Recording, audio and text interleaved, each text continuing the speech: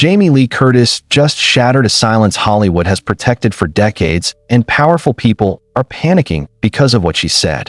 Why would one of the most respected women in the industry openly defy handlers, publicists, and unwritten rules at a memorial, knowing it could change everything? Because this wasn't just grief. It was a warning. And buried inside her words was a story about family, fear, silence, and a decision that may have led to a tragedy no one wants to fully confront. What Jamie hinted at contradicts the official narrative, and if even part of it is true, it forces Hollywood to face an uncomfortable reality.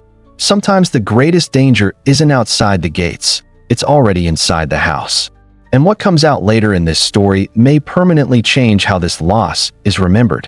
To understand why this moment matters, you have to forget the version of Jamie Lee Curtis the public thinks it knows and look closely at who she was in that instant. Jamie Lee Curtis did not arrive at that memorial as a performer. She arrived as someone already exhausted from holding too much in for too long. And that distinction matters, because Hollywood has trained the public to recognize grief only when it's controlled, curated, and contained. We're used to the soft pauses, the careful phrasing, the sunglasses that hide just enough pain to remain respectable. What unfolded in that moment shattered that pattern entirely. There was nothing rehearsed about the way Jamie stood there. No armor, no polish, no safety net. Her face told the story before a single word landed. Fear sat there openly. Frustration too. And beneath it all, something heavier, years of swallowed truths pressing to the surface at once. This wasn't just sadness. It was the visible collapse of restraint. The kind that happens when someone has spent a lifetime protecting others, absorbing discomfort, and choosing silence because speaking would have been too disruptive, too dangerous, too inconvenient. Jamie looked like someone who had crossed an internal line she never expected to cross publicly. And people around her sensed it immediately. You could see it in the way handlers stiffened, in the way conversations stopped mid-sentence, in the way the atmosphere shifted from sympathy to unease. Something unscripted was happening. Hollywood runs on unspoken rules, and one of the strongest is this: legacy families protect each other, especially the ones raised inside the same rarefied air of fame, pressure, and expectation. Jamie Lee Curtis wasn't just another celebrity paying respects. She was the daughter of Tony Curtis and Janet Leigh. Rob Reiner was the son of Carl Reiner. These weren't random names. They were people who grew up learning exactly how silence works, how it's enforced, and what happens when you break it. That's why the moment Jamie ignored her publicist's attempt to pull her away felt seismic. She wasn't just stepping out of line. She was stepping outside a system designed to keep certain truths contained. And then everything shifted. The instant Jamie said Rob Reiner's name, the tone changed. This wasn't reverence. This wasn't nostalgia. There was anger there, controlled, but unmistakable. Her voice shook, not from weakness, but from restraint barely holding. Because what she was responding to wasn't just loss. It was a narrative already forming in real time. A version of events being gently shaped for public consumption. A story that framed what happened as sudden, tragic, unavoidable. Something no one could have seen coming. Jamie dismantled that idea without ever using the word lie. She spoke about years of accommodation, about warning signs brushed aside, about how money, loyalty, and reputation can quietly reinforce silence until it becomes normal. She didn't accuse. She reflected, and that's what made it land so hard. Because reflections invite recognition, and recognition forces accountability. In those few moments, it became impossible not to see how the industry's most comfortable tool, silence, had done real damage. What made the moment even heavier was how naturally her words aligned with whispers that had already been circulating privately. Not headlines, not public statements, but quiet conversations among people who had been paying attention for a long time. Different circles, different relationships. Yet the same unsettling conclusion kept surfacing. This wasn't random, and it wasn't unforeseeable. Jamie wasn't speaking as a strategist or a spokesperson. She was speaking as someone in active grief, someone who had loved Rob deeply and knew the cost of what she was about to say. Her voice cracked when she made one statement that reframed everything. Rob didn't die because he was weak. He died because he was a father. That sentence changed the room. because it forced people to confront something far more uncomfortable than tragedy. It suggested love itself had become the pressure point. That devotion, responsibility, and fear had collided in a way no one wanted to name. And once that idea entered the conversation, it refused to leave. It demanded a deeper look at how families, especially powerful ones, sometimes manage crises instead of truly confronting them. This was no longer just about mourning. It was about reckoning. And as Jamie stood there, raw and unfiltered, one thing became painfully clear. This moment was not staying contained. The silence had already cracked, and what came next would be far harder to control. According to Jamie Lee Curtis, the final months of Rob Reiner's life looked nothing like the version the public was shown. From the outside, everything appeared intact: public appearances, smiling photos, familiar routines, the illusion of stability that Hollywood is exceptionally good at maintaining. But Jamie described something very different unfolding behind closed doors. A quiet unraveling. Not dramatic enough to make headlines. Not explosive enough to force intervention. Just constant, low-level fear slowly eroding any sense of safety inside a home that was supposed to be a refuge. She spoke about late-night phone calls that no longer revolved around projects, politics, or ideas. The conversations had shifted. They were about locks, about alarms, about whether it was safer to sleep with the bedroom door open or shut. Those details landed heavily because they shattered the fantasy of privilege as protection. This was a man living in one of the most secure neighborhoods in the country, yet peace had vanished long before the world noticed. Fear had moved in quietly, disguising itself as concern, patience, and hope. What made Jamie's account so unsettling was where that fear lived. Not outside the gates, not in some distant threat. Inside the house, bound by blood. She was careful with her words, but the meaning was unmistakable. This wasn't paranoia. It was awareness. And according to her, people close to Rob understood just how serious the situation had become. That's where the story intersects with information quietly circulating in other powerful circles. Months earlier, friends had reportedly stepped in, not casually, not with gentle suggestions, but with urgency. This wasn't a polite check-in. It was an intervention-style conversation held less than 3 months before everything ended. People Rob respected deeply told him the situation had crossed a line. That love alone was no longer enough to manage it. That safety, not reputation, had to come first. Jamie described this moment through tears that stripped away any remaining polish. She admitted she was there. She heard the words. She felt the tension. And she watched Rob listen quietly, absorbing every warning without interrupting. When he finally responded, his answer haunted everyone in the room. "If I shut the door," he said, "he doesn't make it." That single sentence reframed the entire story. It wasn't denial. It wasn't ignorance. It was a parent standing face to face with an impossible choice. Rob believed distance might save himself, but destroy his child. And so he chose connection instead. He chose presence. He chose to keep the door open even as the cost grew heavier by the day. Jamie made one thing clear in that moment. Her anger was never directed at Rob. It was aimed at the system surrounding him. The layers of protection and silence that allowed danger to escalate quietly. And she didn't exclude herself from that accountability. She admitted they all saw signs, moments that didn't sit right, explanations that felt rehearsed, injuries explained away too quickly, bruises hidden with makeup. Conversations that stopped just short of truth. Time and again, privacy was chosen over urgency, dignity over intervention. Saying that out loud carried weight because it shattered the comforting illusion that wealth or influence makes hard decisions easier. In this case, it did the opposite. It complicated everything. Every choice came loaded with consequences no one felt equipped to carry.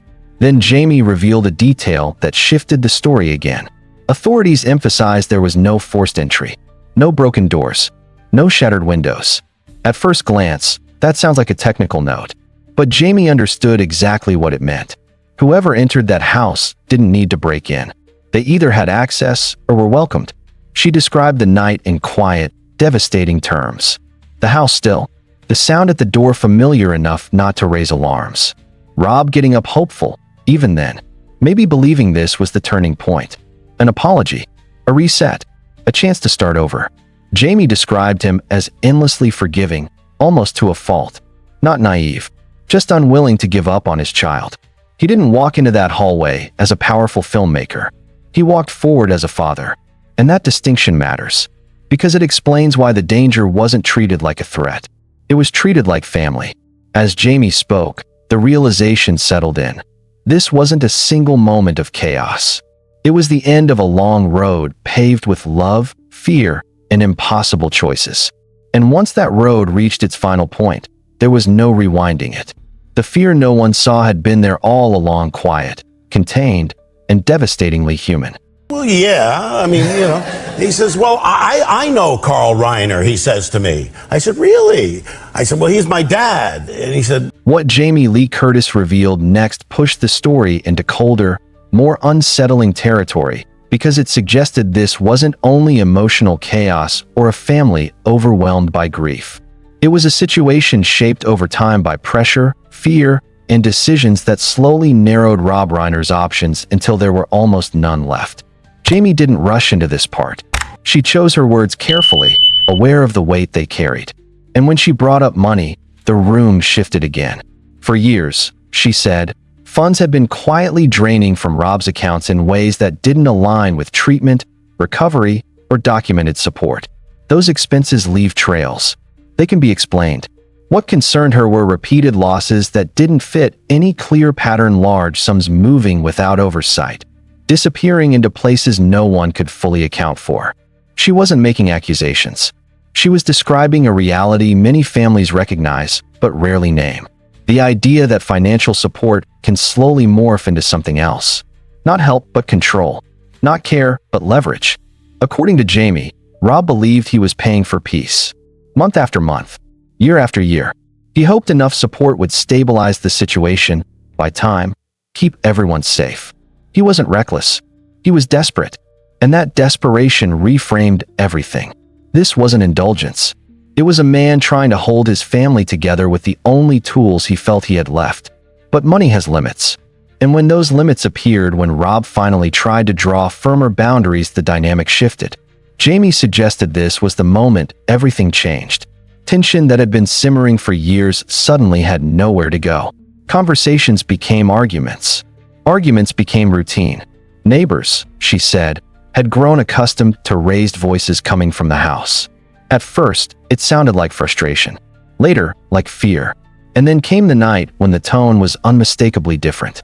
Jamie described that escalation with a stillness that felt heavier than any accusation. She said it wasn't shouting. It wasn't rage. It was pleading. A voice realizing something irreversible was unfolding in real time. Someone trying to de-escalate a situation that had already crossed into dangerous territory. And then silence. She paused there, long enough for the weight of that word to settle.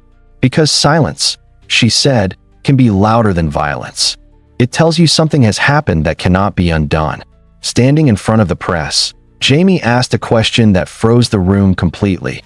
How many people have to bury the ones they love because love turns into a blindfold? That question cut deep because it challenged a belief people are raised on, that patience fixes everything, that unconditional support always leads to healing. Jamie suggested something far more uncomfortable. In this case, love didn't save anyone. It delayed the inevitable. And by delaying it, the cost became irreversible. As her words spread, Hollywood reacted with visible paralysis.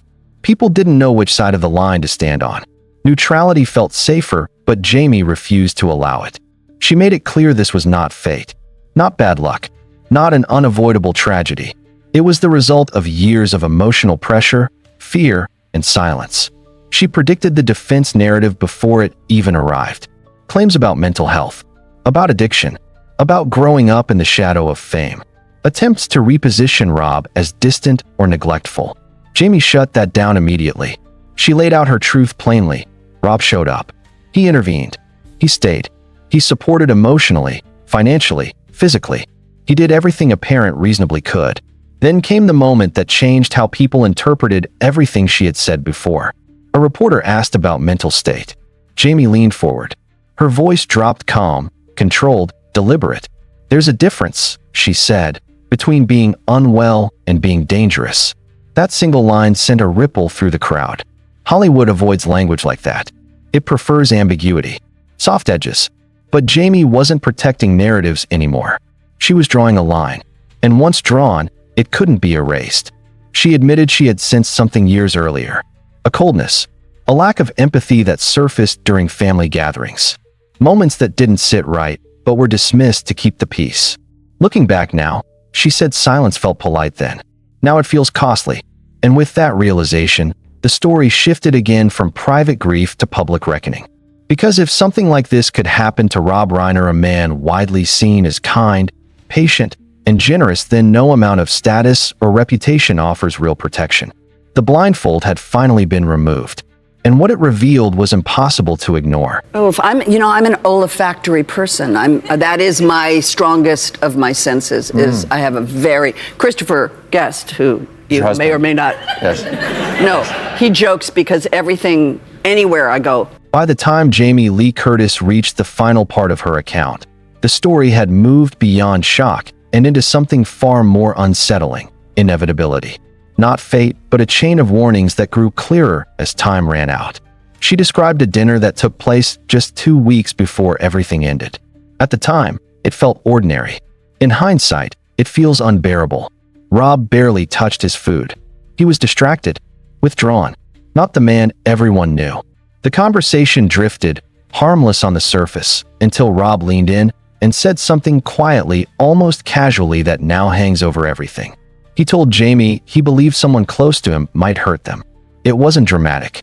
It wasn't framed as an emergency. It sounded like stress, like worry, the kind of sentence people hear every day and don't fully register until it's too late. Jamie admitted she didn't grasp the weight of it in that moment. She suggested practical fixes. Change the locks. Adjust security. Treat it like a property issue, not a personal crisis. She repeated that sentence out loud for the cameras later, her voice breaking as if saying it differently might undo what followed. That moment reframed everything. It showed awareness, escalation, fear already in motion. Information from adjacent circles only deepened the timeline. Rob had reportedly been urged to step away temporarily, to leave town, to create distance. Suggestions included secure properties designed to cool volatile situations. Rob refused, not out of pride, but hope. The holidays were coming. He wanted normalcy. He wanted family together, even fractured family. It was a human decision, a compassionate one, and in hindsight, it feels like the final missed chance to change the outcome. Jamie made it clear this wasn't bad luck. It was love outweighing fear again and again. She also revealed something that shifted the story from emotional tragedy into structural failure. Months earlier, Rob had been offered professional-level security, serious protection, not symbolic gestures. He declined, not because he didn't understand the risk, but because he didn't want his son to feel like a threat. He didn't want his home to feel like a fortress or a prison. He wanted it to remain a home. That choice, rooted in compassion, changed everything. Jamie said Rob refused to live locked behind fear, and instead, fear followed him. The line landed like an epitaph. Quiet, devastating, impossible to forget. Then she spoke about Michelle Reiner, not as a footnote, but as the center. If Rob was the open door, endlessly forgiving, then Michelle was the barrier between chaos and collapse. She absorbed the damage. She slowed it. She tried to protect everyone at once. Jamie described noticing bruises on Michelle's arms months earlier. The explanations were familiar: gardening, clumsiness, accidents. And then came the most painful admission of all. Jamie knew those explanations weren't true. She said she looked at Michelle, and in that look, they both understood and still chose silence. Not because they didn't care, but because naming it would make it undeniable. That confession carried more weight than any accusation. It stripped away the illusion that wealth or status protects people from destructive cycles. As Jamie wiped her face and turned away, she said something that lingered long after she left. The truth is the last thing they have left to give him. That wasn't a farewell. It was a warning. What Jamie Lee Curtis delivered that day wasn't closure. It was a reckoning. She didn't offer comfort or easy answers. She offered awareness. A reminder that love doesn't always protect, that silence doesn't keep people safe, and that even the most admired lives can be quietly unraveling behind closed doors. Rob Reiner spent his life creating warmth, laughter, and belief in connection. And yet, according to those who loved him, he didn't receive a gentle ending. The contrast between what he gave the world and how his life ended is what gives this story its weight. Not celebrity, not spectacle, but the brutal truth that doing everything right still isn't always enough. Jamie's words force an uncomfortable question. How many warnings are ignored because speaking feels worse than staying quiet? How many families mistake patience for protection? And how often does love become the very thing that blinds us? The story doesn't end with answers. It ends with unresolved silence, and that may be the most honest ending of all. The truth rarely arrives clean. It arrives heavy, and once spoken, it can't be taken back. If this story made you pause, reflect, or see these public lives differently, consider subscribing for more deeply reported celebrity stories that go beyond headlines, because some truths deserve to be told carefully, not quietly.